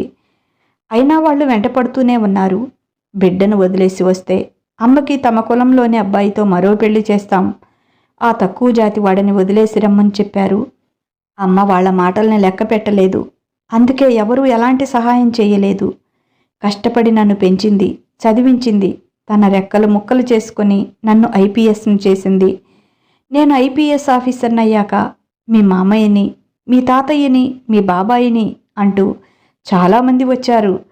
వాళ్ళందరికీ నా పదవి చూసేటప్పటికీ నేను తమవాడిని అని గుర్తుకొచ్చింది. ఒకప్పుడు కాదనుకున్న వాళ్లే ఇప్పుడు కావాలని వస్తున్నారు. అలా ఉంటుంది లోకం. నువ్వింకా చిన్నపిల్లవే, నీకేమీ తెలియదు. చదువు కంటిన్యూ చేయి. నువ్వేం చదవాలనుకుంటావో అంతవరకు నేను చదివిస్తాను. డాక్టర్, ఇంజనీర్, ఐఏఎస్, ఐపీఎస్, ఇంకా నీకేదైనా యాంబిషన్ ఉంటే అలాగైనా సరే నీ ఇష్టం. నీకు నేను అండగా ఉంటాను అని చెప్పాడు పవన్. నిజంగానా? అంది మెరిసే కళ్ళతో చూస్తూ జ్వాల. అవును, కాలేజెస్ స్టార్ట్ అవుతున్నాయి. మీ కాలేజ్కి రేపే వెళ్ళి టీసీ తెచ్చుకో, ఇక్కడ జాయిన్ కావచ్చు అని చెప్పాడు. Thank you sir, thank you very much అంది పవన్ చేతులు పట్టుకొని కన్నీళ్లతో చూస్తూ. నువ్వు ఈ ప్రపంచంలోనే నాకు అత్యంత విలువైన మా అమ్మని కాపాడావు. ఇది చాలా చిన్న సహాయం దానితో పోల్చుకుంటే. ఇక నుంచి నువ్వు కూడా మా కుటుంబ సభ్యురాలివే అన్నాడు. అవును తల్లి, నువ్వు పరాయి దానివిగా భావించుకోకు. నువ్వు కూడా మాలో ఒకదానివి అంది భారతి అక్కున చేర్చుకుంటూ. థ్యాంక్స్ అమ్మా అంది. అమ్మకి ఎవరైనా థ్యాంక్స్ చెప్తారంటే పిచ్చిపిల్ల. లేవండి, భోంచేద్దాం, చాలా టైం అయింది అంది భారతి. భోజనం చేసి పడుకున్నాక కొడుకు దగ్గరికి వెళ్ళి, ఏంట్రా పవన్, జ్వాలని నా కోడల్ని చేస్తావు అనుకున్నా, అసలు ఆ మాటే ఎత్తలేదేంట్రా? ఆ అమ్మాయి అంటే నీకు ఇంట్రెస్ట్ లేదా అంది భారతి. అమ్మా, పెళ్ళికి అప్పుడే తొందరేముంది? తనింకా చిన్నపిల్ల, 19 సంవత్సరాలు కూడా లేవు. ముందు తన కాళ్లపై తను నిలబడనివ్వు. తన మీద తనకి నమ్మకం రానివ్వు. నీ కోడలు ఎక్కడికి వెళ్ళలేదుగా, నీతోనే ఉంటుంది కదా అన్నాడు చిన్నగా నవ్వుతూ. అమ్మయ్య, అయితే నీకు ఇష్టమే అన్నమాట. బ్రతికించావురా బాబు. ఎక్కడ కాదంటావో అని భయపడ్డాను. ఇంత మంచి పిల్లని తీసుకురావాలంటే మనం ఎక్కడా తీసుకురాలేంరా. చాలా మంచి పిల్ల అంది భారతి. సరేలేమ్మా, ఇప్పటి నుంచే ఇలాంటి మాటలన్నీ తన మనసుకు ఎక్కించకు. నిర్మలమైన మనసుతో తనని చదువు మీద దృష్టి పెట్టనివ్వు అన్నాడు పవన్. సరేలేరా, అదంతా నాకు తెలుసు. నీ అభిప్రాయం తెలుసుకోవటం కోసం అడిగాను. మీ అమ్మకే పాఠాలు నేర్పుతున్నావా దొంగరాస్కల్ అని అతని చెవి మెలిపెట్టింది. అమ్మా, నేనేమీ ఇంకా చిన్నపిల్లోడిని కాదు, ఐపీఎస్ ఆఫీసర్ని. ఏంటి ఇలా చెవి మెలిపెడుతున్నావు చిన్నపిల్లోడిలా అన్నాడు నవ్వుతూ. నువ్వు ఎంత పెద్ద ఆఫీసర్వైనా ఈ అమ్మకి పిల్లోడివేరా. ఇంకా ఎంతమందిలో ఉన్నా నా దగ్గరికి వచ్చి సిగ్గుపడుతూ అమ్మ కుచ్చెళ్లలో తలదాచుకునే నా బుజ్జిగాడే గుర్తుకొస్తుంటాడు నాకు అని కొడుకు నుదుటి మీద ముద్దు పెట్టి, ఇంకా పడుకో, ఎవడో ఒకడు ఫోన్ చేస్తాడు, ఎప్పుడంటే అప్పుడు పరిగెత్తావు అని వెళ్ళిపోయింది భారతి. జ్వాల డిగ్రీ చదివిన కాలేజ్కి వెళ్ళి టీసీ తెచ్చుకుంది. మంచి కాలేజీలో జాయిన్ చేశాడు పవన్. అలాగే తన ఫ్యూచర్ గురించి ఆలోచించి ఇప్పటి నుంచి ప్రిపేర్ అవ్వమని చెప్పాడు. పవన్ని చూసి ఇన్స్పైర్ అయిన జ్వాల తను కూడా ఐపీఎస్ అవుతాను అంది. ఇంట్లో ఒకరితోనే వేగలేక చస్తుంటే మళ్ళీ నువ్వు కూడా అదేనా? చక్కగా ఐఏఎస్ అవ్వు, లేకపోతే డాక్టర్ చదువు. శుభ్రంగా ఏ ఫ్యాషన్ టెక్నాలజీనో నేర్చుకోవచ్చుగా అంది భారతి. లేదమ్మా, నాకు వాటి మీద ఇంట్రెస్ట్ లేదు. పవన్ గారు చూడండి, సమాజంలోని అన్యాయాలను ఎదిరిస్తూ అక్రమార్కుల మదమణుస్తూ మంచి పోలీస్ ఆఫీసర్గా ఎంత మంచి పేరు తెచ్చుకున్నారో నాకు పవన్ గారే ఆదర్శం. అలాంటి ఉన్నత స్థానంలో ఉంటేనే కదా సమాజంలో అణగారిన వారికి సేవ చేయగలం అంది. అయితే ఐఏఎస్కి సెలెక్ట్ అయితే నీ ఆశయం నెరవేరుతుంది అన్నాడు పవన్. చూస్తాను, రెండింటిలో ఏదైనా నాకు ఓకే అంది. డిగ్రీ చదువుతూనే పవన్ ప్రోత్సాహంతో తన నిరంతర శ్రమతో సివిల్స్కి కూడా ప్రిపేర్ అయ్యింది. ఫస్ట్ టైం మంచి ర్యాంకు రాలేదు, డీలా పడిపోయింది. పర్లేదు, ఈ మాత్రానికే కృంగిపోతే ఎలా? ఈ అపజయం నీ విజయానికి మెట్టు కావాలి. ఇంకా ఇంకా కష్టపడు, ర్యాంకు కొట్టి చూపించు అన్నాడు పవన్ ఆమెను మోటివేట్ చేస్తూ. తర్వాత అటెంప్ట్కి మంచి ర్యాంక్ వచ్చింది. ఐఏఎస్గా సెలెక్ట్ అయింది జ్వాల. భారతి కాళ్ళకి నమస్కారం చేసి, అమ్మా, నీ ఆశీర్వాదంతోనే నేనింత పెద్ద విజయం సాధించాను అని కళ్ళనీళ్లు పెట్టుకుంది. భారతి స్వీట్ నోట్లో పెట్టి జ్వాలని కౌగిలించుకుంది. కాంగ్రాచులేషన్స్ రా బంగారం, అమ్మయ్య, మొత్తానికి నీ కల నెరవేరింది, నువ్వు పడ్డ కష్టానికి ఫలితం దక్కింది అంది. విషయం తెలుసుకుని హడావుడిగా ఇంటికి వచ్చిన పవన్, కంగ్రాచులేషన్స్ జ్వాలా అంటూ ఆమెనెత్తుకుని గిరగిరా తిప్పాడు సంతోషం పట్టలేక. పవన్ గారు, ప్లీజ్ దించండి, కళ్ళు తిరుగుతున్నాయి అంది. కిందికి దించి గట్టిగా హగ్ చేసుకున్నాడు. థ్యాంక్ యూ బంగారం, మొత్తానికి సాధించావు. నీ అకుంఠిత దీక్షతో నీకే కాదు, నా కష్టానికి కూడా ఫలితం వచ్చినట్లు ఉంది. నాకు చాలా హ్యాపీగా ఉంది అన్నాడు ఎమోషనల్ అవుతూ. అవును పవన్ గారు, ఈ విజయంలో నాది పావు భాగమే, అమ్మది పావు భాగం అయితే మీ శ్రమే సగం ఉంది. కష్టపడి బయట డ్యూటీ చేసి వచ్చి కూడా విసుక్కోకుండా నాకు డైలీ ట్యూషన్ చెప్పేవారు, నా డౌట్స్ అన్నీ తీర్చేవారు. నిజానికి ఈ విజయం మీదే అంది కన్నీళ్లు తుడుచుకుంటూ. నీ మొహం, కష్టమంతా నీదే, నువ్వు కష్టపడ్డావు కాబట్టి ఈ విజయం నీకు దక్కింది అన్నారు భారతి, పవన్. అసలు మీరిద్దరూ లేకుంటే నాకు ఈ జీవితమే లేదు, ఈరోజు ఈ లోకంలోనే లేకుండా పోయేదాన్ని. తనువు చాలించాలనుకున్న నన్ను మోటివేట్ చేసి ఈ రోజున గొప్ప స్థితిలో నిలబెట్టారు. ఎన్ని జన్మలెత్తినా మీ రుణం తీర్చుకోలేను అంటూ భారతిని, పవన్ని చుట్టేసి గట్టిగా ఏడ్చేసింది. ఇప్పుడు మీరు జ్వాల ఐఏఎస్ గారు, ఇలా ఏడవకూడదు, అందరినీ గడగడలాడించాలి. నేను కూడా నీ ముందు ఎస్ మేడం అని తల వంచుకొని నిలబడాలి. ఇప్పుడు నీ పొజిషన్ అది. ఇక పాత జ్వాలలా అన్నిటికీ ఏడుస్తూ భయపడుతూ ఉండాల్సిన అవసరం లేదు. తలెత్తుకొని గర్వంగా నిలబడు. నీ పేరు పక్కన ఉన్న డిగ్రీ సామాన్యమైనది కాదు. ఇలా ప్రతిదానికి ఎమోషనల్ అయి దాని విలువ తగ్గించకు అన్నాడు పవన్. అవునమ్మా, ఇప్పుడు నువ్వు జ్వాల ఐఏఎస్. ఎవరైనా నిన్నేదైనా అంటే మొహం పగలగొట్టి ఆ తర్వాత సమాధానం చెప్పు. నా బంగారు తల్లి, ముందు నీకు దిష్టి తీస్తానుండు అంటూ లోపలికి వెళ్ళి ఉప్పు మిరపకాయలు తెచ్చి దిష్టి తీసివేసింది. పవన్కి ఫోన్ రావడంతో సాయంత్రం పార్టీ చేసుకుందాం అని చెప్పి వెళ్ళిపోయాడు. వాళ్ల అభిమానం చూస్తుంటే జ్వాలకి సంతోషం వేసింది. వాళ్ళకి తను ఏమీ కాదు, తను చేసింది చిన్న సహాయం, వైద్య సహాయం చేసి ఓ 10,000 తన చేతిలో పెట్టి పంపిస్తే సరిపోతుంది. కానీ తను చేసిన చిన్న సహాయానికి తమ కడుపులో పెట్టుకొని సొంత బిడ్డలా కాపాడారు. ఆ రోజు నుంచి తన కంటి నుంచి ఒక్క చుక్క నీరు రాకుండా తనని సంతోషంగా ఉంచారు. కనీసం తను ఏమయ్యిందో, చచ్చిందో బ్రతికిందో కూడా పట్టించుకోలేదు నా వాళ్ళు. కానీ తనకు ఏమీ కాని వీళ్ళు తన బాధ్యత తీసుకొని తనని చదివించి ఈరోజు ఉన్నత స్థితిలో నిలబెట్టారు అనుకుని కన్నీళ్లు పెట్టుకుంటుంటే, ఏంట్రా సంతోషంగా ఉండాల్సిన టైంలో ఎందుకిలా అంటూ ఆమె కన్నీళ్లు తుడిచింది భారతి. మీరు పవన్ గారు నాకు ఆ భగవంతుడి ప్రతిరూపాలమ్మా, ఎన్ని జన్మలెత్తినా మీ రుణం తీరదమ్మా అంది జ్వాల. రుణం తీర్చుకోకుండా తప్పించుకోవాలనుకుంటున్నావా? అదేం కుదరదమ్మాయి, నువ్వు ఖచ్చితంగా నేను చేసిన దానికి ప్రతిఫలం ఇవ్వాల్సిందే అంది. ఇస్తానమ్మా, మీరేదడిగినా ఇస్తాను, నా ప్రాణమే అడిగినా కూడా ఆనందంగా ఇస్తాను, నా గుండె తీసి ఇమ్మన్నా సంతోషంగా మీ చేతిలో పెడతాను అంది జ్వాల. నువ్వే మా ప్రాణమే పిచ్చిపిల్ల, మాకు నువ్వే కావాలి. నీ ప్రాణము, నీ గుండె, నీ మనసు, నీ శరీరము, నీ ఊపిరి, టోటల్గా నువ్వు మొత్తం కావాలే మాకు అంది. నేను ఎప్పటికీ మీ దాన్నేనమ్మా, నాకు మాత్రం ఎవరున్నారు, మీరు తప్ప అంది. భారతి అంతరంగం అర్థం చేసుకోలేని జ్వాల. పిచ్చిపిల్ల, అది కాదు నేననేది. నా ఇంట్లో దీపం పెట్టడానికి, నా కొడుకు జీవితంలో సంతోషం నింపటానికి నా ఇంటికి కోడలిగా వస్తావా? నా కొడుకును పెళ్లి చేసుకోవటం నీకిష్టమేనా అంది. అమ్మా అంది విస్మయంగా భారతిని చూస్తూ. ఏంట్రా, ఏదైనా అభ్యంతరమా? ఇన్ని సంవత్సరాల నుంచి చూస్తున్నావు, నా కొడుకు అని చెప్పటం కాదు, వాడు మేలిమి బంగారం రా, వాడిని పెళ్లి చేసుకో తల్లి, మీ ఇద్దరిని జంటగా చూడాలన్నదే నా కోరిక అంది భారతి జ్వాల చేతులు పట్టుకొని. అమ్మా, ఏం మాట్లాడుతున్నారో అర్థమవుతోందా? నేను నాకు పవన్ గారితో పెళ్ళా? మీకు మతిపోయిందా? నా విషయం తెలిసి మీరు ఇలా ఎలా అడుగుతున్నారు? నేను దురదృష్టవంతురాలినమ్మా. పవన్ గారు నిండు నూరేళ్ళు చల్లగా ఉండాలి.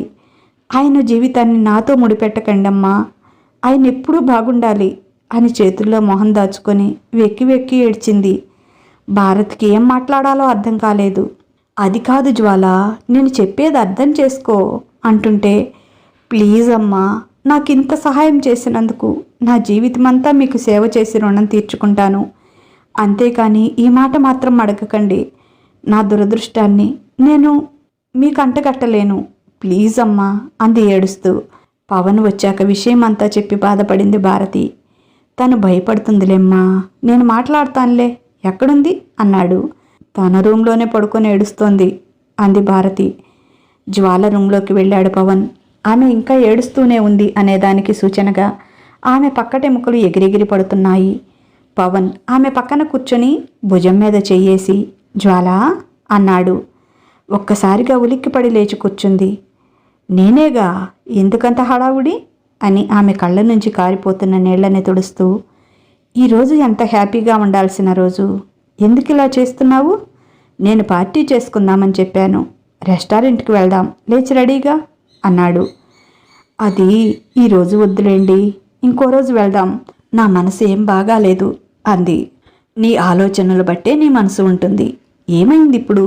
ఇంత హ్యాపీ మూమెంట్లో నువ్వు ఇంత బాధపడాల్సిన పనేంటి అన్నాడు. అమ్మ చెప్పలేదా మీకు అంది పంటి బిగువన బాధని దాచిపెడుతూ.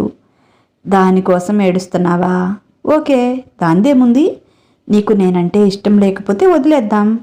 మనిద్దరికీ రాసి పెట్టలేదు అనుకుంటాను, వదిలే. దాని గురించి ఇంతగా బాధపడాలా అన్నాడు. అలా అంటుంటే అతని గొంతు బాధతో బొంగురిపోయింది. అది చూసి జ్వాల ప్రాణం విలవిలలాడింది. బాధగా అతని వైపు చూసింది. అది సరే, ఎందుకు ఇష్టం లేదు? నేను నీకు సరిపోను అనుకున్నావా? జస్ట్ తెలుసుకోవాలని అంతే అన్నాడు. టక్కున అతని నోటి మీద చెయ్యి పెట్టింది. ప్లీజ్ అలా మాట్లాడకండి. మీలాంటి ఉన్నతమైన వ్యక్తికి నేనే తగను. నీకు మంచి అమ్మాయి భారీగా వస్తుంది. నేను అలా కాదు, నాకు ఆల్రెడీ ఒకసారి పెళ్ళయ్యింది. నన్ను పెళ్లి చేసుకున్న పాపానికి నా దురదృష్టం అతనికి అంటి మరుసటి రోజే చనిపోయాడు. అలాంటి పరిస్థితి ఇంకెవరికీ రాకూడదు. అందుకే పెళ్లి చేసుకోకూడదు అనుకున్నాను. అది మరి ముఖ్యంగా మీకైతే నేను అస్సలు తట్టుకోలేను. నీకేమైనా అయితే నేను భరించలేను. ఆ క్షణమే నా ప్రాణం పోతుంది అంది బాధ ఆవేశం కలగలిసిన గొంతుతో. నిన్ను చేసుకోకపోతే నేనేమైనా 100 ఏళ్ళు బ్రతుకుతానా? నేనే కాదు, ఎవరైనా సరే వాళ్ళకి ఎంత టైం ఉంటుందో అంతవరకే బ్రతుకుతారు. అసలు అతని చావుకి నువ్వు కారణమని నువ్వెందుకు అనుకుంటున్నావు? అతని చావుకి కారణమేంటో నీకు తెలుసు. అతని హెల్త్ ఇష్యూ వల్ల అతను చనిపోయాడు. దానికి నువ్వు కారణం కాదు. అందుకని నువ్వు జీవితాంతం ఇలా ఒంటరిగా ఉండిపోతావా అన్నాడు. ఏది ఏమైనా నాకు భయంగా ఉంది. నేను పెళ్లి చేసుకోలేను. ఈ జన్మకింతే అంది జ్వాల. ఓకే, నీ ఇష్టం. అలా ఉండాలి అనుకుంటే ఉండు. కానీ ఒక మాట చెప్తాను విను. నేను నిన్ను మనస్ఫూర్తిగా ప్రేమిస్తున్నాను. అది ఈరోజు మొదలైంది కాదు. నిన్ను చూసిన తొలి క్షణంలోనే నా మనసులో నిండిపోయావు నువ్వు. కెరీర్లో సెటిల్ అయి కూడా కేవలం నీకోసమే, నిన్ను ఓ గొప్ప స్థాయిలో చూడాలి అనే ఆశయంతోనే నా పెళ్ళిని ఇన్నాళ్ళుగా వాయిదా వేశాను. లేకపోతే అప్పుడే పెళ్లి చేసుకునేవాడిని నిన్ను. అమ్మ కూడా అప్పుడే అడిగింది. లేదమ్మా, తనని ఒక ఉన్నత స్థానానికి చేరని. పెళ్లి చేసుకుంటే తన దృష్టి మారిపోతుంది. చేరాల్సిన గమ్యం మీద శ్రద్ధ ఉండదు అని నేనే ఆపాను. ఇంకొక ముఖ్యమైన సంగతి, ఒంటరిగా ఉండేది నువ్వు మాత్రమే కాదు, నేను కూడా. ఎందుకంటే నేను నిన్ను నిజంగా లవ్ చేశాను. మనసులో నిన్ను పెట్టుకొని ఇంకొక అమ్మాయిని చేసుకోలేను. పెళ్ళంటూ చేసుకుంటే అది నేను మనస్ఫూర్తిగా ప్రేమించిన నిన్ను మాత్రమే. అది ఎలాగో జరగదు అని నువ్వు అంటున్నావు కనుక నేను కూడా ఇలాగే ఒంటరిగా ఉండిపోతాను అన్నాడు పవన్. ఎలాంటి హడావుడి లేకుండా చాలా నిదానంగా తన మనసులోని అభిప్రాయం తెలియజేశాడు. పవన్ గారు, ప్లీజ్ అలా మాట్లాడకండి అంది బేలగా అతని వైపు చూస్తూ. నేనుగా నిన్నేమీ ఇబ్బంది పెట్టను. అలాగే నువ్వు కూడా నన్ను ఎలాంటి ప్రెషర్ చేయవద్దు. నన్ను చూస్తూ నువ్వు, నిన్ను చూస్తూ నేను బ్రతికేద్దాం. డీల్ ఓకే అన్నాడు నవ్వుతూ. కాకపోతే కొంచెం బాధగా ఉంది. ఇన్ని సంవత్సరాల్లో మీకు నా మీద కొంచెం కూడా ప్రేమ కలగలేదు. నేను నిన్ను ఇంప్రెస్ చేయలేకపోయాను. అది తలుచుకుంటేనే కొంచెం బాధగా అనిపిస్తుంది అన్నాడు బాధగా గుండెల మీద రుద్దుకుంటూ. ఆ మాట ఎక్కడ తగలాలో అక్కడ తగిలింది జ్వాలకి. పవన్ గారు, ప్లీజ్ అలా మాట్లాడకండి. మీరంటే పిచ్చి ప్రేమ నాకు. మీతో పెళ్ళి వద్దు అని చెప్పటానికి నేను ఎంత నరకం పడుతున్నానో నాకే తెలుసు. మిమ్మల్ని ప్రేమించటమే కాదు, మీరంటే ప్రాణం నాకు. ఒకవేళ నా వల్ల మీకు ఏదైనా జరిగితే ఆ ఊహ కూడా నేను భరించలేకపోతున్నాను. అందుకే దుఃఖంతో గొంతు పూడుకుపోయి ఇక మాట్లాడలేక అతని గుండెల్లో తలదాచుకొని ఏడుస్తుంటే ఆమెని తన కౌగిలిలో పొదువుకొని, పిచ్చిపిల్ల, ఇంత ప్రేమ మనసులో పెట్టుకొని పైకి మాత్రం ఇష్టం లేనట్లు పెళ్ళి వద్దు అంటావా? నాకు తెలీదా నీ మనసులో ఏముందో అన్నాడు ఆమె నుదుటి మీద ముద్దు పెట్టుకుంటూ. కానీ నాకు భయమేస్తుంది పవన్ గారు అంది. నీ మొహం, చదువుకున్న నీలాంటి వాళ్లే ఇలాంటి మూఢనమ్మకాలు నమ్మితే ఎలా? మనిద్దరం చాలా కాలం హ్యాపీగా బ్రతుకుతాం. మనకి పిల్లలు పుడతారు, వాళ్ళ పెళ్ళిళ్ళు చేస్తాం, మన వాళ్ళని కూడా ఎత్తుకుంటాం. ఇది నా గ్యారంటీ అన్నాడు ఆమెకు భరోసా ఇస్తూ. చిన్నపిల్లల, నిజంగానా అంది ఆశగా అతని కళ్ళల్లోకి చూస్తూ. అవును బంగారం, 100% నిజం. ఇది జరిగి తీరుతుంది, ప్రామిస్ అన్నాడు ఆమెకు నమ్మకం కలిగించటానికి. పెళ్ళికి ఎలాగూ టైం ఉంది. దేవిగారు కరుణించి ఎప్పటికైనా మా మొహాన ఓ ముద్దు పడేస్తారా అన్నాడు సిగ్గుపడుతూ. అతని మెడవంపులో మొహం దాచుకుంది. ఆమె మొహాన్ని తన చేతుల్లోకి తీసుకొని మొహమంతా తన పెదవుల తడి అద్దుతూ అదురుతున్న ఆమె అధరాలను అందుకున్నాడు. ఇష్టంగా అతని మెడ చుట్టూ చేతులు వేసి అతనికి అనువుగా మారిపోయింది. ముగ్గురూ కలిసి రెడీ అయ్యి రెస్టారెంట్కి వెళ్ళారు. మొత్తానికి నా కోడల్ని ఒప్పించావన్నమాట అంది భారతి. అవును మమ్మీ, కానీ పెళ్ళి ఇప్పుడే కాదు, తన ట్రైనింగ్ పూర్తయ్యి తనకి పోస్టు వచ్చాకనే అన్నాడు. కొద్ది రోజులకి ట్రైనింగ్కి వెళ్ళింది జ్వాల. అది పూర్తి చేసుకుని వచ్చింది. మొదట్లో కర్ణాటకలో పోస్ట్ ఇచ్చారు. ఆ తర్వాత ఆంధ్రాకి, ఆమె సొంత జిల్లాకి కలెక్టర్గా బదిలీ అయ్యింది. పవన్, జ్వాల పెళ్లి సింపుల్గా చేసుకుంటామన్నా కూడా భారతి వినలేదు. తన చేతుల మీదుగా తన కొడుక్కి జరిపిస్తున్న మొదటి వేడుక ఇది అని ఘనంగా ఏర్పాట్లు చేపించింది. జ్వాల తన అన్నలకి కూడా కార్డు పంపించింది పోస్ట్లో. ఇష్టమైతే వస్తారు, లేకపోతే లేదు. తను ఇంటికి వెళ్ళి చెబితే వాళ్ళ ఆస్తి కోసం వచ్చాను అనుకుంటారు అనుకొని తెలియజేయాల్సిన బాధ్యత తనకి ఉంది కాబట్టి వెడ్డింగ్ కార్డు పోస్ట్లో వేసింది. వదినలు అది చూసి ఆశ్చర్యపోయారు. ఇది ఇంకా బ్రతికే ఉందా? ఎప్పుడో పోయిందనుకున్నాము అంది పెద్ద వదిన. మళ్ళీ పెళ్లి తగలబెట్టుకుంటుంది, ఎవరిని పరలోకానికి పంపించటానికో అని మెటికలు విరిసింది చిన్న వదిన. అయినా దాని బలుపు చూడు. అది వచ్చి చెప్పకుండా, కనీసం ఫోన్ అయినా చేయకుండా పోస్ట్లో కార్డు వేసింది అనుకున్నారు. అయినా వాడెవడో ఈ దరిద్రపు దానికి తగిలిన దిక్కుమాలినోడు, అది కూడా చూద్దాం అని అక్కడ ఆడపడుచుని చాలా నీచ స్థితిలో ఊహించుకొని చాలా గొప్పగా రెడీ అయి ఖరీదైన పట్టుచీరలు కట్టి ఒంటి నిండా నగలతో వచ్చారు అన్నా వదినలు. పెళ్ళి అప్పుడే మొదలయ్యింది. పెళ్లి కొడుకుతో వరపూజ చేపిస్తున్నాడు పురోహితుడు. ఫంక్షన్ హాల్, అక్కడ డెకరేషన్ చూసి నోరు తెరిచారు ఆమె అన్నా వదినలు. మొత్తానికి ఇది దీని అందంతో ఎవడో గొప్పవాడినే పట్టినట్లుంది అని అసూయపడ్డారు ఆమె వదినలు. ఫంక్షన్ హాల్లో ఎటు చూసినా మగవాళ్ళు ఖరీదైన సూటు బూట్లలో హుందాగా ఉన్నారు. ఆడవాళ్లు చాలా ఫ్యాషన్గా ఖరీదైన బట్టల్లో నగల్లో మెరిసిపోతున్నారు. అందరూ బాగా చదువుకున్న వాళ్ళలా అనిపిస్తున్నారు. వాళ్లతో పోల్చుకుంటే తామే చాలా మొరటుగా ఉన్నారు అనుకున్నారు వాళ్ళకి వాళ్లే. ఫంక్షన్ హాల్లో హడావుడిగా తిరుగుతూ అందరినీ పేరు పేరునా పలకరిస్తోంది భారతి. వాళ్ళంతా ఆమెను చాలా గౌరవంగా చూస్తున్నారు. పెళ్లి కొడుకు తల్లి కాబోలు చాలా హుందాగా ఉంది అనుకున్నారు జ్వాల అన్నా వదినలు. భారతి గారు, మీరు చాలా లక్కండి. ఇంట్లో ఒక ఐపీఎస్ ఆఫీసర్ ఉన్నాడనుకుంటే ఇప్పుడు ఐఏఎస్ ఆఫీసర్ని, ఏకంగా జిల్లా కలెక్టర్ని కోడలుగా తెచ్చుకుంటున్నారు అని ఆవిడను పొగుడుతుంటే మనదేముందండి, అంతా ఆ భగవంతుడి దయ అంటుంది ఆవిడ.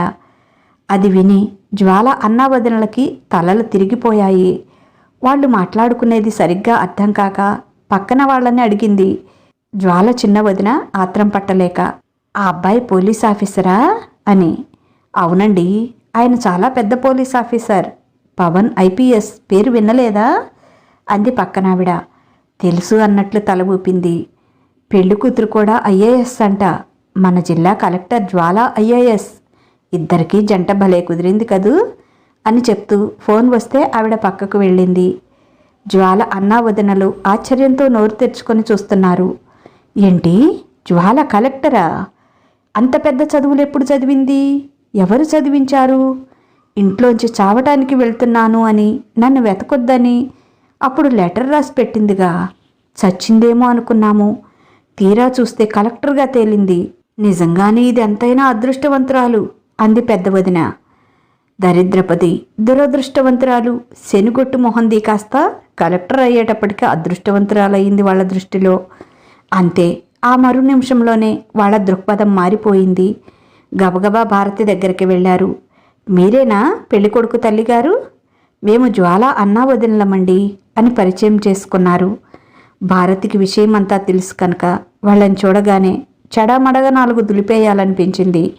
కానీ ఇది సరైన సమయం కాదు అని తన్ని తాన్ని కంట్రోల్ చేసుకుంది.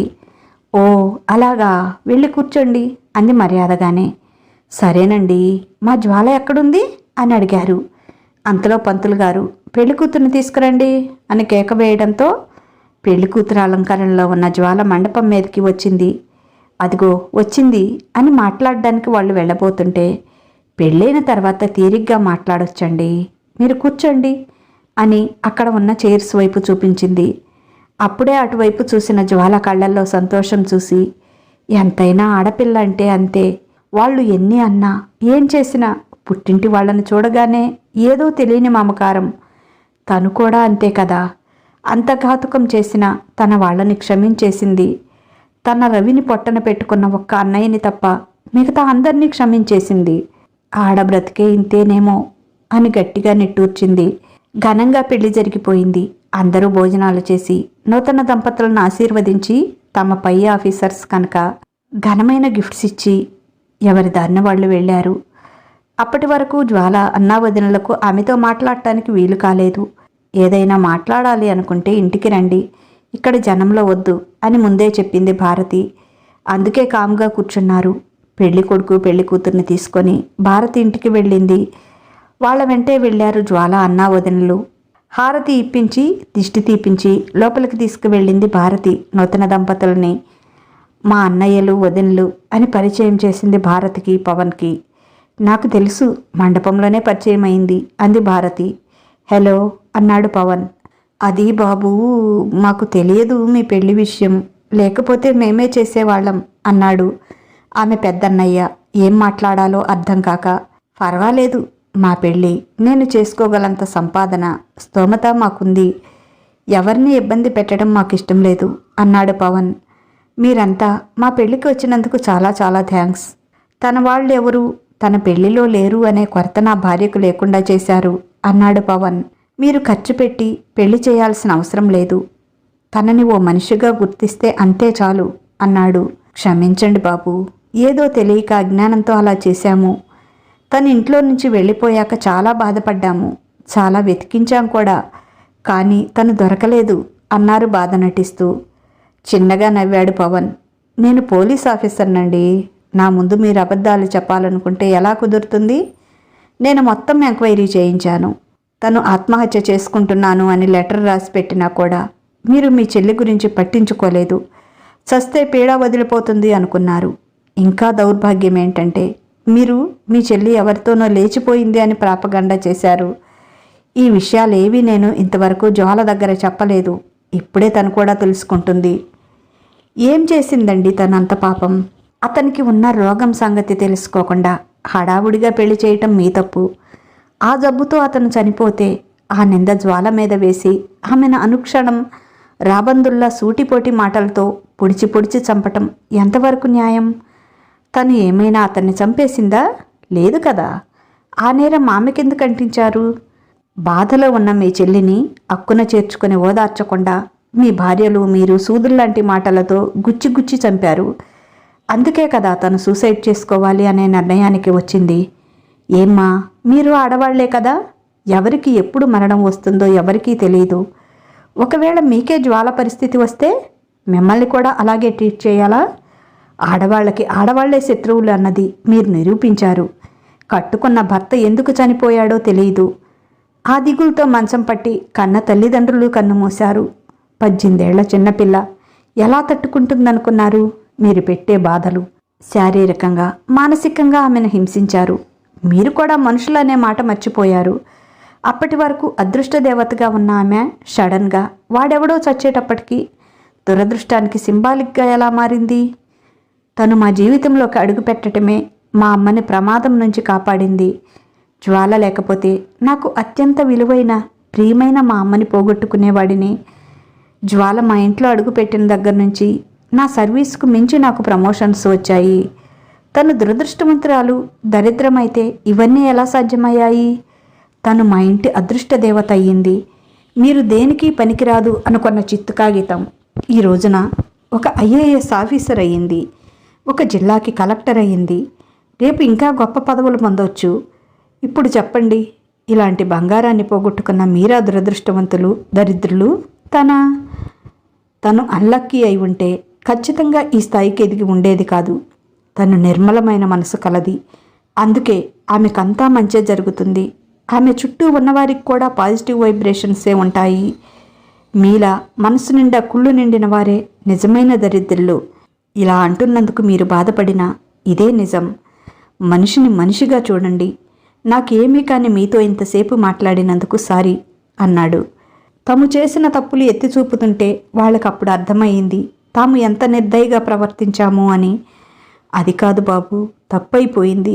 మేము విచక్షణ మర్చి ప్రవర్తించాము. జ్వాల, మమ్మల్ని క్షమించమ్మా. ఏదో తెలిసి తెలియని బాధలో అప్పుల పాలయ్యామని అలా ఏదో వాగాము. అవన్నీ మనసులో పెట్టుకోకు. నువ్వు ఎప్పటికీ మా చెల్లివే, ఎప్పటికీ మా ఆడబిడ్డవే. రేపే మన ఇంటికి వెళ్దాం. మీ దంపతులిద్దరికీ నీ పుట్టింట్లో అన్ని విధాల మర్యాదలు జరుగుతాయి. మీరు తప్పకుండా రావాలి అన్నారు జ్వాలా పవన్ చేతులు పట్టుకొని. జ్వాలని మీరు వద్దు అనుకుని కాలదన్నుకున్నారు, కానీ తనెప్పుడూ మిమ్మల్ని వద్దు అనుకోలేదు. తన ఇష్టమే నా ఇష్టం అన్నాడు పవన్. మన ఇంటికి వెళ్దామమ్మా. ఈరోజు వెళ్ళి ఏర్పాట్లన్నీ చేస్తాం. రేపు ఉదయం వచ్చి తీసుకువెళ్తాను అన్నాడు పెద్దన్నయ్య. అన్నయ్యలు, వదినలు, అప్పుడు మీ ప్రవర్తనతో నా మనసు విరిగిపోయింది. అది ఇంకా అతుక్కోలేదు. మీరిప్పుడు ఎందుకు రమ్మంటున్నారో తెలియనంత పిచ్చిదాన్ని కాదు నేను. మీరు మీ మనసు మార్చుకొని జ్వాల IAS అనే హోదాన్ని చూసి కాకుండా కేవలం మీ చెల్లిగా భావించి మీ ఇంటికి ఆహ్వానించిన రోజున తప్పకుండా వస్తాను. ఇప్పుడైతే రాలేను అంది ఖచ్చితంగా. అది కాదమ్మా, నిజంగానే మారాం. ఇప్పుడు చెప్తున్నాంగా. నిన్న నీ పెళ్ళికి వచ్చేటప్పుడు కూడా నిన్ను చులకనగా చూసి ఎగతాళి చేయాలనే వచ్చాము. అత్తయ్య, బావగారు నీ మీద చూపిస్తున్న ప్రేమ, గౌరవం చూసి మేమేం తప్పు చేశామో మాకు అర్థమయ్యింది. నీ నుంచి మేము ఎలాంటి ఫేవర్ ఆశించము. ఆడపిల్లగా నువ్వు సంతోషంగా మా ఇంట్లో అడుగు పెడితే మా ఇంట సిరులు పొంగుతాయి. అది చాలు మాకు అని బ్రతిమాలారు అన్నలు, వదినలు. నువ్వు ఒక గొప్ప స్థాయిలో నిలబడితే ఈరోజు నిన్ను నీచంగా చూసిన వాళ్లే నీ అంత గొప్పవాళ్ళు లేరు అని నీ దగ్గరికి వచ్చి నువ్వు వాళ్ళ మనిషివి అని చెప్పుకోవటానికి ఆరాటపడతారు అని పవన్ చెప్పిన మాటలు గుర్తుకొచ్చి చిన్నగా నవ్వుకుంది. అత్త వంక, భర్త వంక చూసింది. నీ ఇష్టం తల్లి, నువ్వేం చెప్పినా మేము ఓకే. అక్కడ మాటలు పడింది, బాధలు అనుభవించింది నువ్వు. ఇప్పుడు నిర్ణయం కూడా నీదే కావాలి అంది భారతి. చాయిస్ ఈజ్ యువర్స్ అని భుజాలెగరేశాడు పవన్. జ్వాల కాసేపు ఆలోచించింది. సరే వస్తాం, కానీ ఆ ఇంటి నుంచి నాకు ఏమీ అవసరం లేదు. చిటికెడు పసుపు కుంకుమ తప్ప. వాటి కోసమే వస్తున్నాను, మీ ఆస్తిలో భాగం కోసం మాత్రం కాదు అంది కళ్ళలో నీళ్లు తిరుగుతుంటే. తప్పయింది, క్షమించమని అడిగాం కదమ్మా. ఇంకా పాత విషయాలెందుకు? నీ భాగం ఎప్పుడూ నీకే ఉంటుంది. అది నువ్వే తీసుకుంటావో ఎవరికైనా దానం చేసుకుంటావో నీ ఇష్టం అన్నాడు పెద్దన్నయ్య. వాళ్లలో సడన్గా వచ్చిన ఆ మార్పు నిజమే అనుకున్నారు జ్వాల, పవన్. సరే రేపు వస్తాంలే అన్నారు. కాదు బావగారు, స్వయంగా నేనే వచ్చి తీసుకువెళ్తాను. ఇక వెళ్తాము, రేపటికి ఏర్పాట్లు చేసుకోవాలి కదా అని వాళ్ళు లేస్తుంటే, ఆగండి, భోంచేసి వెళ్ళొచ్చు, వంట పూర్తవుతుంది. మీరు పెళ్లిలో కూడా భోజనం చేసినట్లు లేదు. జ్వాల, మీ అన్నయ్యలకి వదినలకి భోజనం వడ్డించమ్మా అంది భారతి. చెల్లి చేత్తో వడ్డిస్తుంటే తృప్తిగా తిని బయలుదేరి వెళ్ళారు.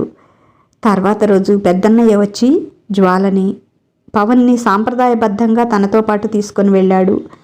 ఏమైపోయిందో తెలియని జ్వాల ఇలా కలెక్టర్గా ఊడిపడేటప్పటికీ అందరూ ఆశ్చర్యపోయారు. ఒకప్పుడు ఆమె మొహం చూస్తేనే దరిద్రం అనుకున్న ఊరు వాళ్ళు ఇప్పుడు కలెక్టర్ జ్వాలకు నీరాజనం పట్టారు. ఆమెను చూడటానికి ఊరంతా కదిలి వచ్చింది. కలెక్టర్ గారికి తమ సమస్యలు విన్నవించుకున్నారు. ఓ కలెక్టర్గా తనకు సాధ్యమైనంత వరకు ప్రతి సమస్యను తీరుస్తానని వాళ్ళకి మాటిచ్చింది. ఎంతైనా మన ఊరి పిల్లే, ఎంత గొప్పదైనా, ఎంత చక్కగా మాట్లాడిందో చూడు, అలా ఉండాలి ఆడపిల్లలంటే అనుకున్నారు. వాళ్ళ మాటలు విని నవ్వుకుంది జ్వాల. మనిషి కంటే హోదాకున్న గౌరవం, ప్రేమ ఎక్కువ అనుకుంది. ఏంటి కలెక్టర్ మేడం గారు నవ్వుకుంటున్నారు? మాకు కూడా చెప్తే మేం కూడా నవ్వి పెడతాంగా అన్నాడు పవన్ ఆమెని దగ్గరికి లాక్కుంటూ. ఏమీ లేదు, ఒకప్పుడు మీరు చెప్పిన మాట గుర్తుకు వచ్చింది అంది. ఏంటో అంత గొప్ప మాట అన్నాడు. నువ్వు గొప్ప స్థితిలో నిలబడితే ఈరోజు నిన్ను నీచంగా మాటలు అన్నవాళ్లే నువ్వు మాదానివి అని ఎదురు వస్తారు అని చెప్పారుగా. ఈరోజు ఆ మాట నిజమైందని నవ్వుకుంటున్నాను అంది. ఫస్ట్ నైట్ రోజు ఇవి తలుచుకున్నా ఎవరైనా నవ్వుతారు. నేను ఇంకా ఏదో అనుకున్నాను. మరి అంత అమూల్యమైన మాటలు చెప్పినందుకు నాకేం గిఫ్ట్ ఇస్తున్నావు అన్నాడు చిలిపిగా ఆమె కింది పెదవని 2 వేళ్లతో చిన్నగా పట్టుకొని లాగుతూ. నన్నే మీకు గిఫ్ట్గా ఇచ్చుకుంటాను. ఈ పేద పిల్ల అంతకంటే మీకేమీ ఇవ్వలేదు అంది అతని గుండెల మీద వాలిపోతూ. ఇంతకంటే గొప్ప గిఫ్ట్ ప్రపంచంలోనే ఎక్కడా ఉండదు అంటూ ఆమె పెదవులు అందుకున్నాడు. అతని ముద్దుకి మైమరిచిపోయింది. అతని చుట్టూ చేతులు పెనవేసి అల్లుకుపోయింది. ఆత్రంగా ఆమె వలువలు దూరం చేసి ఆమె మీద విజృంభించాడు. అతని ఉద్రేకం చూసి ఒక్క క్షణం వణికిపోయింది. జ్వాలకి ఏదో గుర్తుకు వచ్చి అతని చుట్టూ వేసిన చేతులు జారిపోయాయి. ఏంటి మేడం సడన్గా మూడ్ ఆఫ్? నీకు మూడు ఎలా తెప్పించాలో నాకు తెలుసులే అంటూ ఆమె ఘనమైన ఎద మీద తన పెదవులతో దాడి చేశాడు. తన ముద్దులతో ఆమె తనువంతా ప్రకంపనలు సృష్టిస్తూ ఆమె మనసులో ఉన్న అలజడిని దూరం చేశాడు. ఆమె నాభితో ఆడుకుంటున్న అతని పెదవులు చేసే విన్యాసాలని తట్టుకోలేక చిన్నగా మూలుగుతూ అతని తలని బలంగా తన పొట్టకేసి అదుముకుంది. తన ప్రేమతో ఆమెను మురిపిస్తూ ఆమెను పూర్తిగా తనదాన్ని చేసుకుంటుంటే బాధతో కింది పెదవుల కింద కొరికేస్తూ బాధకి తట్టుకోలేక చిన్నగా అరుస్తూ బలంగా అతనికి తన నఖక్షతాలని బహుమతిగా ఇచ్చింది. రెట్టించిన ఉత్సాహంతో ఆమె పెదవుల్ని తన పెదవులతో మూసేసి ముందుకు దూసుకెళ్ళిపోయాడు. ఎన్నాళ్లుగానో ఎదురు చూస్తున్న తన ప్రేమదాహం తీర్చినందుకు ఆమె పెదవులపై ప్రేమగా ఓ ముద్దిచ్చి అలసటగా ఆమె గుండెలపై వాలిపోయాడు. జ్వాల చాలా రిలీఫ్గా ఓ నిట్టూర్పు విడిచింది. ఇదండి కథ. ఎలా ఉంది? మీకు నచ్చిందా? మీరు మాత్రం జ్వాల బెట్టుగా ఉండకుండా వాళ్ళ పుట్టింటికి ఎందుకు వచ్చింది అనే కామెంట్ మాత్రం పెట్టొద్దు. అలా మీకోసమే రాశాను. నిజానికి ఫస్ట్ ఆమె అన్నమాట మీదే నిలబడి పుట్టింటికి రాకుండా ఉండాలి అన్నట్లుగానే రాశాను. కానీ మళ్ళీ మీరే అంటారు, ఎందుకండి అలా తన పుట్టింటి వాళ్ళతో విడదీశారు, ఆ అమ్మాయిని వాళ్ళ పుట్టింటి వాళ్ళతో కలపొచ్చు కదా అంటారు. అందుకేనండి ఈ చివరి 2 పేజీలు మళ్ళీ కలిపాను. సరేనండి, ఈ కథ మీకు నచ్చిందా? నేనేం చేసినా ఏది చేసినా మీకోసమే. అర్థమైంది కదూ? సరేనండి, ఈ కథ మీకు నచ్చిందా? నచ్చితే ఒక లైక్ ఇవ్వండి. అలాగే ఈ కథ పైన మీ అమూల్యమైన అభిప్రాయాన్ని ఓ చిన్న కామెంట్ ద్వారా తెలియజేయండి. అలాగే మన మాటే మంత్రం మన స్మిత స్టోరీస్ని సబ్స్క్రైబ్ చేసుకోండి. మీకు తెలిసిన వారికి కూడా షేర్ చేసి వారితో కూడా చదివించండి. అలా చాలామంది చేస్తున్నారు. వారికి నా హృదయపూర్వక ధన్యవాదాలు. ఇక ఉంటాను. బాయ్. మీ లక్ష్మి గంట.